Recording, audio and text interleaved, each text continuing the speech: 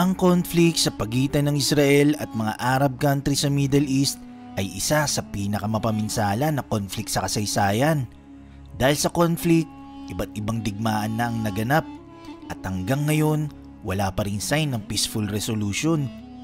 Pero alam nyo ba, isang bagay ang nabago. Dahil sa halos ilang dekadang nagdaan, ang Israel ay lalong pinalakas ang militar nito at patuloy na dinedevelop ng mabilis ang kanilang technology na talagang nagpapalayo ng gap kumpara sa mga kalaban nitong bansa. Ngayon, isa-isayin natin ang 5 sandata ng Israel na naging dahilan kung bakit ngayon wala nang sinumang bansa ang nagtatangkang may pagdigma rito. Simulan na natin sa number 5, Spike Missile. Ang Spike Missile ay tinuturing ng Israel bilang one design fits all anti-tank guided missile system. Ang Spike ay madalas kinakabit sa mga ground vehicles, Seraph Apache helicopters, naval vessels at drones. Ginagamit ito panlaban sa mga tangke at mga armored vehicles, sa mga barkong pandigma, aircrafts at maging sa mga individual na high-value terrorist targets. Ang Spike SR o short range system ay single shot. Meron itong thermal seeker at may range na hanggang 800 meters. Bukod sa Spike SR o short range, meron din tinatawag na Spike MR o medium range. Ang Spike MR ay may range na aabot sa 2.5 kilometers. Meron ding Spike LR o long range na mas mahaba ang range na aabot ng 4 kilometers. Ang Spike ER naman o extended range missile systems, ito naman ay kayang makita at tamaan ng target nito na aabot ng 8 kilometer range. Katunayan, meron na rin ang Pilipinas nito na unang dineliver ng Israel noong taong 2018. Ang Spike ER na ito ay gagamitin ng Philippine Navy para sa isasagawang operasyon para kontra terorismo, maging sa maritime law enforcement at surface combat. At finally, mayroon tinatawag na Spike NLOS o non-line of sight ultra long range version ng Spike missile. Ito ang version ng Spike na may pinakamalayong range na aabot hanggang 25 kilometers. Kumbaga, kung nasa Muntinlupa ka at tinira mo ang missile na to, kaya nitong umabot estimated hanggang Quezon City. Number 4, Smasher M270 MRLS. Ang Smasher M270 MRLS o Multiple Launch Rocket System, ito ang Smasher rocket launcher ng Israel. Ang M270 ay dinevelop noong 1970s na parte ng tinatawag na The Big Five ng weapon systems ng Israel. Ang Smasher ay may 12 227mm rockets. Sa ngayon, ang Israel ay mayroong 48 Smasher systems. Kung noon ang Israel ay limitado lang ang mga rockets nito sa 40 km range, ngayon meron na silang nakakasa na 150 km range rockets na kung ipopwesto mo sa Haifa, Israel, ay kaya nitong umabot hanggang Damascus. Number 3, Merkava Main Battle Tank. Ang Merkava, ito ang nagsisilbing main battle tank ng IDF o Israel Defense Forces. Una itong dinevelop noong 1970 at unang nagamit noong 1979. Ito ang kauna-unahang tangke ng Israel. Ang Merkava ay nagtataglay ng composite armor na mahusay gamitin pang depensa.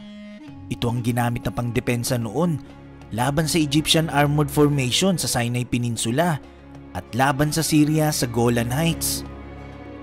Ang main gun ng Merkava ay accurate na kayang tumama at least 2,000 meters ang layo na may high explosive anti-tank at armored piercing rounds.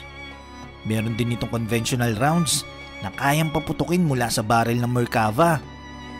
Ang Merkava tanks ang kauna-unahang armored vehicles na may active protection systems laban sa mga guided missiles. Ang Israel ay meron na ngayon 2,000 Merkava sa lahat ng version at 660 na bagong version nito na Mark IV. Ang quality ng Merkava at yung dami nito sa Israel ang nagbansag sa bansang ito bilang isa sa pinakamalakas na armored force sa buong mundo. Strong Air Force. Ang Israeli Air Force ay naitatag noong May 28, 1948, exactly 2 weeks matapos ma-establish ang State of Israel. Ang Israeli Air Force o IAF ay naging instrumento ng depensa ng Israel para mapanatili ang buong lupain sa kanilang pamamahala. Ito rin ang naging air support sa ground forces nila nung umatake sila sa lupain ng mga kalabang bansa. Sa nagdaang halos 3 dekada, ang Air Force ng Israel ay nagsilbi bilang counter-terrorism. Ang Israeli Air Force ay mayroong estimated na 648 na bilang ng lahat ng klase ng aircrafts. Meron nitong 35,000 active duty personnel. Bukod pa rito ang 24,500 na reservists na anytime ay pwedeng tawagan sa oras ng digmaan. Number 1. Jericho 3 ICBM. Ang Jericho 3 ICBM o Intercontinental Ballistic Missile, ito ang pangatlong generation na missile na magsisilbi bilang land-based nuclear deterrent ng Israel. Ang Jericho 3 ay may range na aabot hanggang 6,000 kilometers at may kakayahang magdala ng 1,000 kg na warhead payload. Sa ganitong layo, kaya nitong targetin at paabutin ito hanggang Western China. Ang missile na ito ay solid fueled. Ibig sabihin, kaya itong i-launch with minimum preparation. Meron itong bigat na 20 kilotons. Kumpara sa atomic bomb na bumagsak sa Hiroshima noon, ay meron lamang bigat na 16 kilotons.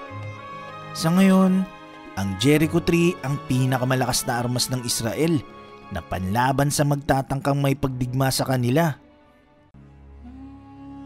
Ang conflict sa pagitan ng Israel at mga Arab countries sa Middle East ay isa sa pinakamapaminsala na conflict sa kasaysayan.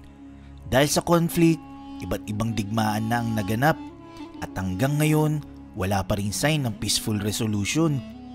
Pero alam nyo ba, isang bagay ang nabago.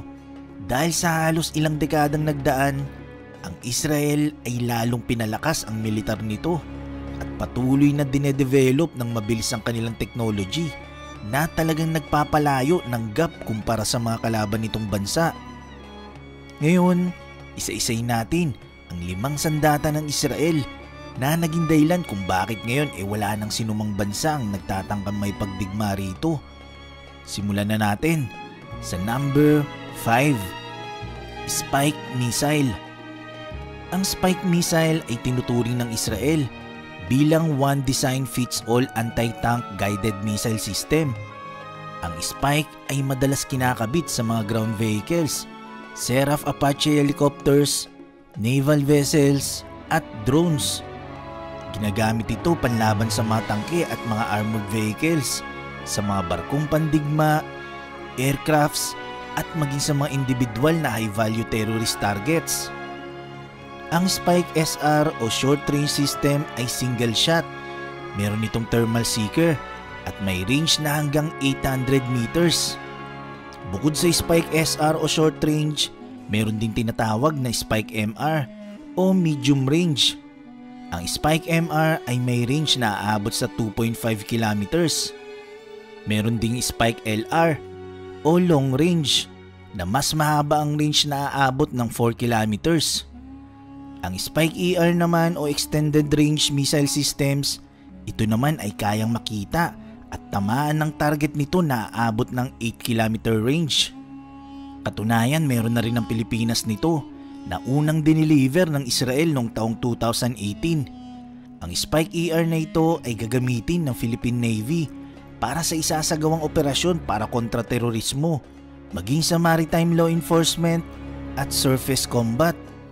At finally, mayroong tinatawag na Spike NLOS o non-line of sight ultra long range version ng Spike missile.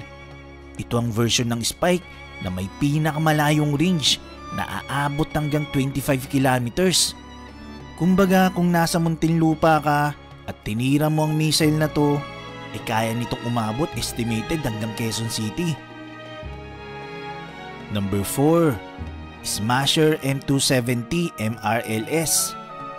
Ang Smasher M270 MRLS o Multiple Launch Rocket System Ito ang Smasher rocket launcher ng Israel. Ang M270 ay dinevelop noong 1970s na parte ng tinatawag na The Big Five ng weapon systems ng Israel. Ang Smasher ay may 12 227mm rockets. Sa ngayon, ang Israel ay mayroong 48 Smasher systems. Kung noon ang Israel ay limitado lang ang mga rockets nito sa 40km range, ngayon meron na silang nakakasa na 150km range rockets na kung ipopwesto mo sa Haifa, Israel, ay kaya nitong umabot hanggang Damascus. Number 3. Merkava Main Battle Tank. Ang Merkava, ito ang nagsisilbing main battle tank ng IDF o Israel Defense Forces.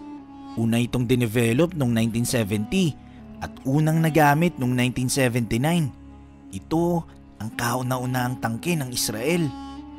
Ang Merkava ay nagtataglay ng composite armor na mahusay gamitin pang depensa.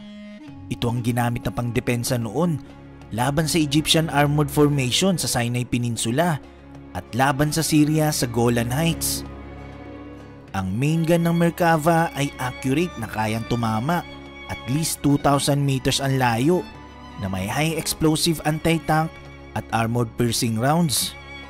Meron din itong conventional rounds na kayang paputukin mula sa barrel ng Merkava. Ang Merkava tanks ang kauna-unahang armored vehicles na may active protection systems laban sa mga guided missiles. Ang Israel ay meron na ngayon 2,000 Merkava sa lahat ng version at 660 na bagong version nito na Mark IV. Ang quality ng Merkava at yung dami nito sa Israel ang nagbansag sa bansang ito bilang isa sa pinakamalakas na armored force sa buong mundo. Strong Air Force.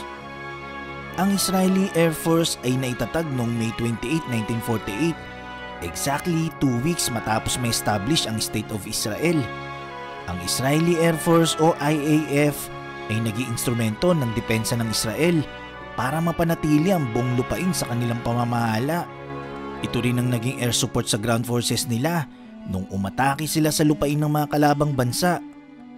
Sa nagdaang halos 3 dekada, ang Air Force ng Israel ay nagsilbi bilang counter-terrorism.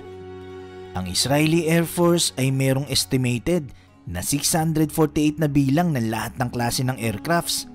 Meron nitong 35,000 active duty personnel.